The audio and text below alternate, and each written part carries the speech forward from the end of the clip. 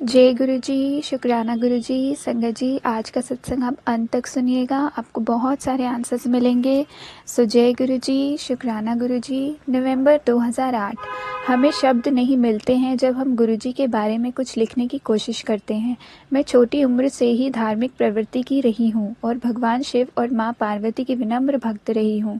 मैं हर सोमवार व्रत रखती हूँ और जब तक मैं दिल्ली में छतरपुर में सुंदर शिव पार्वती की मूर्ति के दर्शन नहीं कर लेती, अपना व्रत नहीं तोड़ती। मेरे पति की प्रवृत्ति वैसी नहीं थी। वह मेरा समर्थन करते और हर सोमवार मुझे मंदिर ले जाकर मेरी इच्छा पूरी करते। वहाँ शिवजी और माँ पार्वती की मूर्ति के आगे खड़े होकर मैं हमेशा उनके दर्शन मांगती।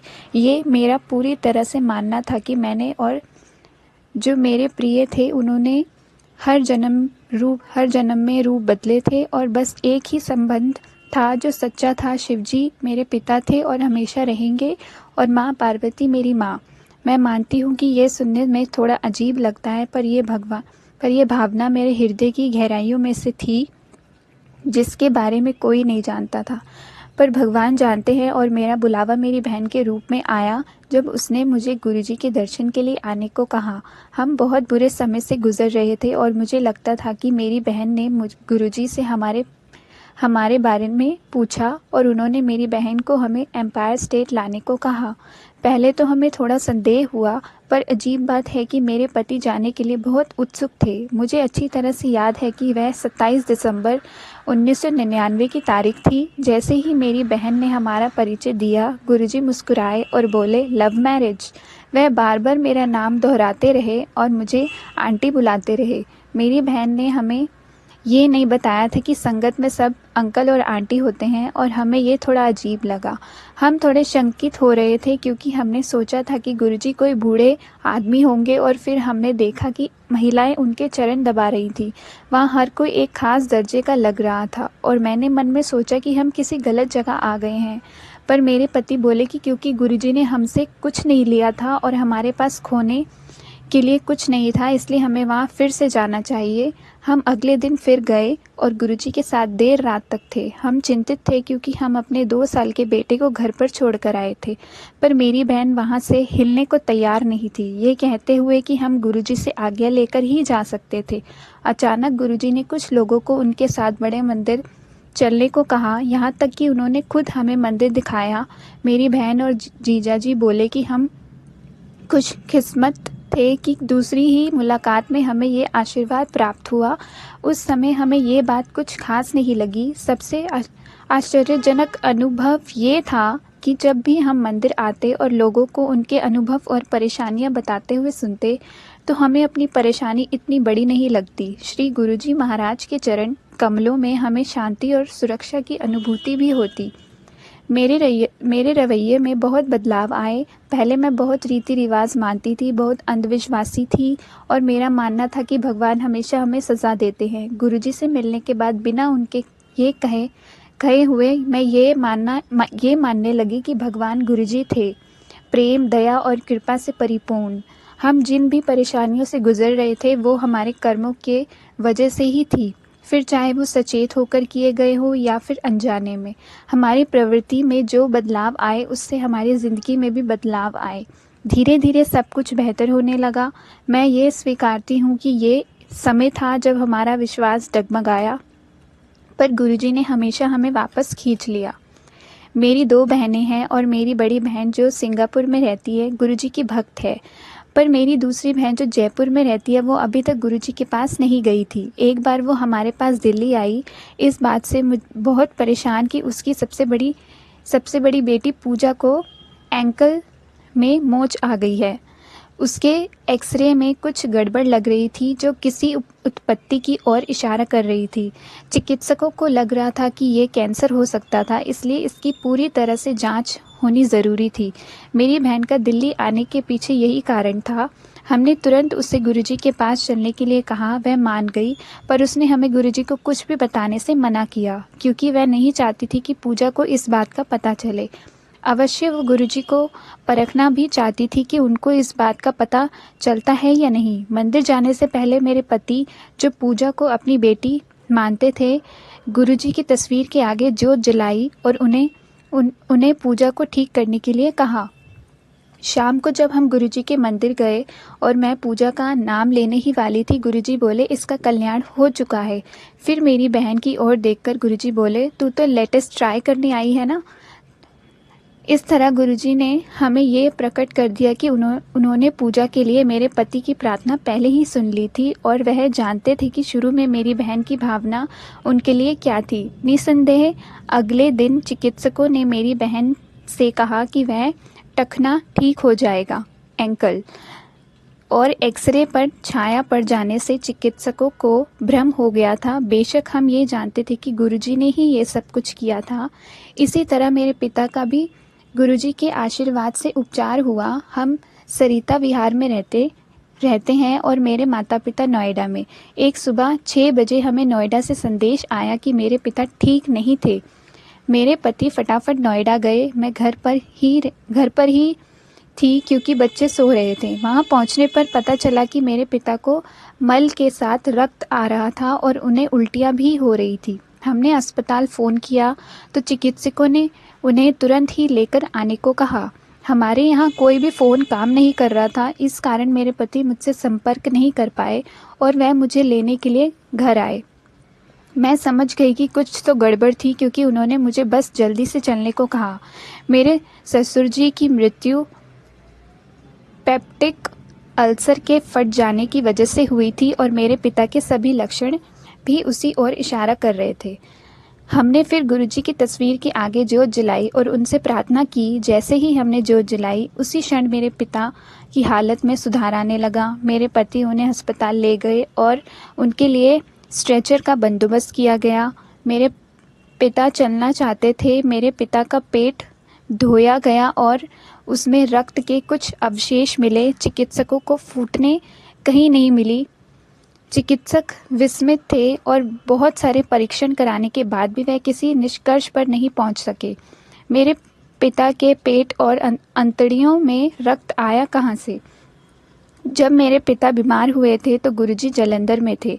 जब करीब 1 महीने बाद बैसाखी के दिन गुरुजी दिल्ली आए, वह मुस्कुराए और बोले बच गए। चीफ जस्टिस को न्यू लाइफ दे दी। मेरी आंखों में आंसू थे और मैं बस उनको धन्यवाद ही कह सकी। मेरा मौसेरा भाई ग्राफिक ड्राइंग में निपुण है और उसने कई प्रदर्शनियां भी की है। जब वह मुझसे मिलने आया, मैंने बस ऐसे ही उसे गुरुजी का रेखा चित्र बनाने को कहा क्योंकि उसने कभी गुरुजी के दर्शन नहीं किए थे। मैंने उसे एक कैलेंडर दिया जिससे वह गुरुजी की तस्वीर देख सके। मैंने उसे विनती की कि वो रेखाचित्र अत्यधिक ध्यान से बनाए। मुझे आश्वासन देकर कि वो ऐसा ही करेगा, वह चला गया। बहुत महीने निकल गए और मैंने उससे संपर्क करने की कोशिश की, पर क्योंकि वह दिल्ली यूनिवर्सिटी में पढ़ रहा था और पेइंग गेस्ट था, मेरी उससे बात नहीं हो पाई। 1 साल निकल गया। गुरुजी का जन्मदिन था। मैंने फिर उससे संपर्क करने की कोशिश की पर नहीं कर पाई। 1 हफ्ते बाद मेरा जन्मदिन था और मैं अपनी बहन के साथ बाहर गई हुई थी, जो उन दिनों हमारे यहाँ आई हुई थी। जब मैं घर पहुँची तो मेरे पति ने मुझे ऊपर बुलाया, यह कहते हुए कि मेरे लिए एक सरप्राइज़ था। मैं उत्सुकतापूर्वक ऊपर गई, ये सोचकर कि मेरे लिए कोई उपहार होगा। मैं निशब्द रह गई जब मैंने गुरुजी का एक बड़ा सा रेखाचित्र फ्रेम किया हुआ देखा। क्योंकि हम उस शाम को मंदिर जा रहे थे, मैंने अपनी बहन को अनुरोध किया कि वह गुरुजी से पूछे कि क्या वह उस पर हस्ताक्षर करेंगे। मेरी बहन बोली कि हमें रेखाचित्र मंदिर ले जाकर बाहर रखना चाहिए और फिर गुरुजी से आज्ञा लेनी चाहिए। मैं सोच में पड़ गई क्योंकि रेखाचित्र का फ्रेम कांच का था। अगर गुरुजी उस पर हस्ताक्षर करने के लिए हाँ कर देते, उनका हस्ताक्षर कुछ समय बाद मिट जाता। मैं बहुत दुकानों पर गई और दुकानदार के अनेकों बार आश्वासन देने के बाद की पेन की स्याही कांच के फ्रेम पर से नहीं मिट रही थी। मैंने पेन खरीदा। मैंने अपने मौसेरे भाई से भी अनुरोध किया कि वह हमारे साथ मंदिर चले। मंदिर पहुंचकर हमने रेखाचित्र बाहर एक सुरक्षित जगह पर रख दिया और सबको बता दिया कि वह क्या था। लंगर के बाद जब हमारे जाने का समय हुआ, मेरी बहन ने जाकर गुरुजी से आज्ञा ली। मैं विस्मित हुई जब गुरुजी ने हाँ कर दी और रेखाचित्र लेकर आने के लिए कहा। जब मेरे पति और मौसेरे भाई रेखाचित्र लाने के लिए बाहर गए तो उन्होंने देखा कि उसका कांच ऐसे टूट गया था कि रेखाचित्र से पूरा कांच ही उतर गया था, और वो भी बिना कोई निशान छोड़े। गुरुजी ने बहुत प्यार से उस पर अपने साइन किए और अपना आशीर्वाद भी लिखा। सच में ये जन्मदिन का सबसे बड़ा उपहार था जो मुझे मिला था या कभी मिल सकता था। गुरुजी ने मेरी ये इच्छा भी पूरी की, उनके साइन रेखाचित्र पर हों, ना कि उनके कांच के फ्रेम पर। इस अभिमंत्रित फ्रेम पर आज एक बड़ा सा ओम है। जब मैंने गुरुजी को ये बताया, वह बस मुस्कुराए और बोले, देख ले, हाल ही में उस पर त्रिशूल का आकार भी बन गया। गुरुजी की कृपा पाकर हम बहुत विनम्र महसूस करते हैं। एक बार संगत के दिन हम ऊपर बैठे हुए थे और हमारे एक रिश्तेदार ने हमें बताया कि कैसे गुरुजी की जुतियाँ से जिनसे हमेशा उनकी सुगंध आती है, उस पर कृपा हुई थी। भारत में गुरु की जुतियाँ का भी उतना ही मान होता है जितना कि माया का विनाश करने वाले उनके चरण कमलों और दिव्य रूप का। हम विस्मित थे और बड़े ध्यान से सुन रहे थे। जल्द ही लंगर का समय हो गया और फिर उनके चरण छूने का। मेरे पति मेरे आगे थे। जैसे ही मैं गुरुजी के आगे माथा टेक कर उठी, उन्होंने मुझे अपनी जुतियाँ दी। मैं निशब्द हो बस गुरुजी को देखती रही। मेरे पति को करीब करीब मुझे वहाँ से खींचकर ले जाना पड़ा। फिर मेरे पति ने मुझे बताया कि मेरे जाने बगैर वो गुरुजी से प्रार्थना कर रहे थे कि गुरुजी उन्हें अपनी जुतियाँ देकर आशीर्वाद दें, और वो यह भी चाहते थे कि ये आशीर्वाद मुझे मिले। अपने भक्तों की इच्छा हमेशा पूर्ण करने के लिए सदा ही आतुर गुरुजी ने मेरे पति की इच्छा पूरी की। मुझे अभी तक याद है कि वो बुद्ध पूर्णिमा का दिन था। लोग सड़कों पर ढोल बजाकर उत्सव मना रहे थे। हमारा घर गुरुजी की सुगंध से भरा हुआ था। मेरे दोनों बेटे घर पर थे और बहुत खुश थे। अगले संगत के दिन पर हमारे बच्चे भी हमारे साथ चले। जब आज्ञा लेने का समय आया, गुरुजी अपने कमरे में चले गए। मेरा छोटा बेटा बहस कर रहा था कि गुरुजी ने उसे अपने हाथों से प्रसाद नहीं दिया। उसका ऐसा कहना उस बात से संबंधित था जब गुरुजी अपने हाथों से प्रसाद दिया करते थे, पर बाद में उन्होंने ऐसा करना बंद कर दिया। जैसे ही गुरुजी कमरे से बाहर आए और इससे पहले कि मैं अपने बेटे को रोक पाती, मेरा बेटा गुरुजी के पास गया, जुतियों के लिए उनका धन्यवाद किया और फिर उनसे प्रसाद मांगा। गुरुजी उसे बोले कि अब वह प्रसाद घर पर ही ले सकता था। उस दिन से मेरे पति गुरुजी की जुतियों के आगे प्रार्थना करते रहे और फिर सारे परिवार में प्रसाद के तौर पर मिश्री दी जाती है। वह अलमारी जिसमें हम गुरुजी के चरण पादुकाएं रखते हैं, उनकी सुगंध से महकती है। एक आर्थिक संस्था के साथ हम कुछ परेशानियों का सामना कर रहे थे और मैंने गुरुजी से इसके बारे में बात करने की कोशिश की, परंतु वह बस इतना ही कहकर ही सब ठीक हो जाएगा मुझे दूर कर देते। मैं ये स्वीकारती हूँ कि मुझे समझ ही नहीं आता कि ये कैसे होगा और मैं उनसे पूछने की कोशिश करती रहती। गुरुजी मुझे डांटते, परंतु जब तीसरी बार मैंने यही मूर्खता दिखाई तो वह बड़े प्यार से मुझे बोले कि मुझे उनसे कुछ नहीं मांगना चाहिए। उस दिन से मैंने उनसे अपने लिए और अपने पति या बेटों के लिए कभी कुछ नहीं मांगा। इसी दौरान उस आर्थिक संस्था ने हमारी कंपनी के खिलाफ केस दर्ज किया। मैं परेशान हो गई, पर मेरे पति नहीं। वह मुझे कहते कि यह हमारा कर्तव्य है कि हम अपनी पूरी कोशिश करें और अच्छी नीयत से करें और बाकी सब गुरुजी पर छोड़ दें। यह कहना आसान था लेकिन करना बहुत मुश्किल, क्योंकि हमारा वकील जो मेरे पति का दोस्त था हमें कहा था कि स्थिति गंभीर थी। उस संस्था ने हम पर ब्याज की बहुत बड़ी रकम ठोक दी थी। इस समय यह समस्या भले ही इतनी गंभीर ना प्रतीत हो रही हो, पर उस समय थी। मेरे पति वकील को कहते रहते कि कुछ गलत नहीं होगा और कुछ ना कुछ ऐसा हो जाएगा कि हमें अदालत से राहत मिलेगी।